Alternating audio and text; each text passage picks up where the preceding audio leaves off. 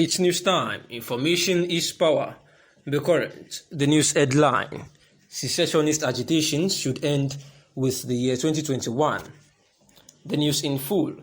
As the world celebrates the new year, there seems to be new bond of happiness, celebration and joy among Nigerians as social media platforms is marred by cheerful and goodwill messages. People have temporarily forgotten about the tension, anxiety and other unfortunate memories of last year. Violent agitators, unknown gunmen and other armed secessionists should embrace the new normal, peace and unity, and abandon their quest for the continuous development of the country. All sorts of violent agitation should end with the year 2021.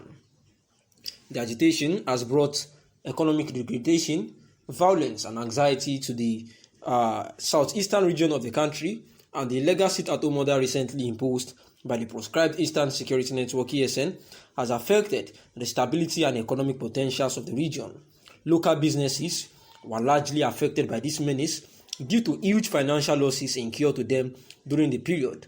Vehicles conveying goods were set ablaze by hoodlums, destruction of public properties, etc.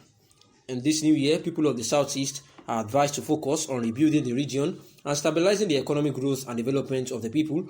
Those with genuine concerns should forward their complaints or grievances to the National Assembly through their representatives as required by law, and this is an advice by public analyst New Hope Creator, saying that since the 2021 had ended, that it was sacrosanct for the people that are agitating for a breakup or whatever the secession agitation are, that they should embrace the new norm and actually allow everyone to continue in the peaceful and calm manner that we all crossed into the 2022, saying that violent agitations will only lead to more chaos and bring more economic degradation, violence and anxiety to each region of the country rather than peace and stability.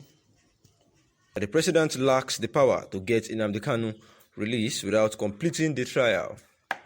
Festus Keyamo repeated the pretentious position that the president lacks the power to end the trial. And today, Malami, the Attorney General, repeated the same position by suggesting that discussions of release of Nnamdi Kanu are premature because Nnamdi Kanu is still standing trial. In other words, Malami wants the trial to be completed before pardon could be discussed. He wants Nnamdi Kanu to be convicted and sentenced to death or life before he could be granted pardon and then released. Ironically, Malami can end trial with only 2 paragraphs of written statements entering nolle prosequi in the case. The funny thing is that my Ohanaeze brothers may think that they are smart and that they are, making progress over Nnamdi Kanu's case, when in fact they are complicating matters. Ohanaeze moves may actually turn out against Nnamdi Kanu.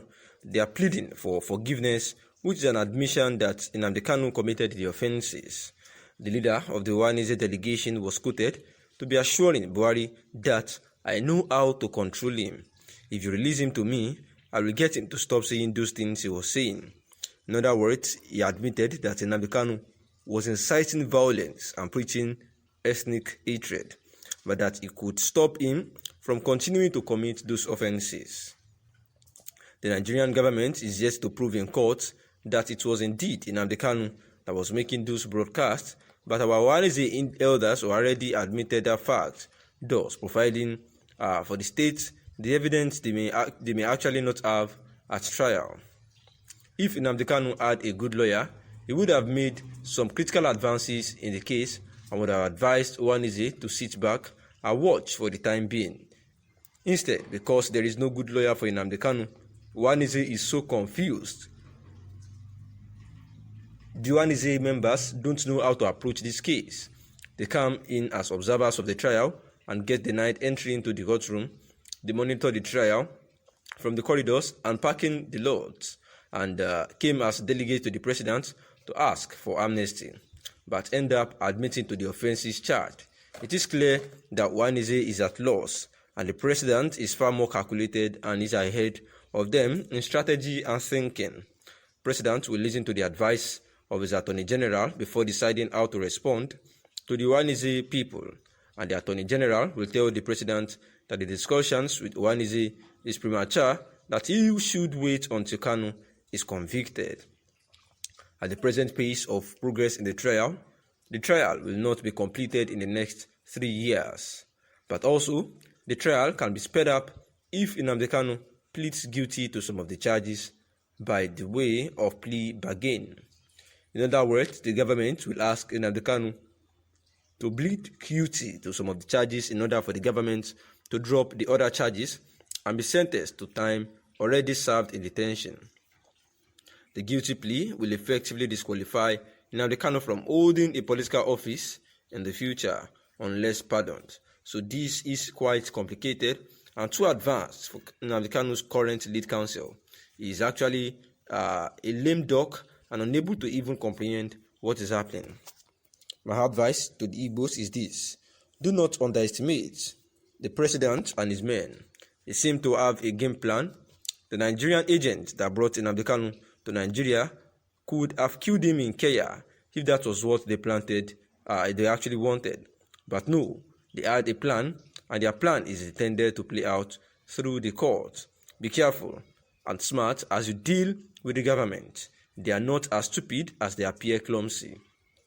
They have a game plan to permanently suppress the Biafran agitation using Nnamdi Kanu's case. And this is, the analysis by Emeka Ugunye and Esquire for the Movement for Peaceful Change, MPC. And it is needed, to take into consideration this analysis, especially in the case of the lawyer of Mazi Nnamdi Kanu, who he has said here that seems incapable. Adembini is capable. He would have seen ahead, the game plan that is being used by, the president and his men, and would have tried as much as possible to, chill the Ohanaeze Ndigbo, bring them to a rational conclusion and, made them see brighter than they see, rather than just making them, walk and do things in confusion. That seems to have been complicating the issue the more, because as at the point of the court trial, the government does not even have a proof to say that it was truly Mazi Nnamdi Kanu that was broadcasting, those words that are inciting violence or whatever they had called it.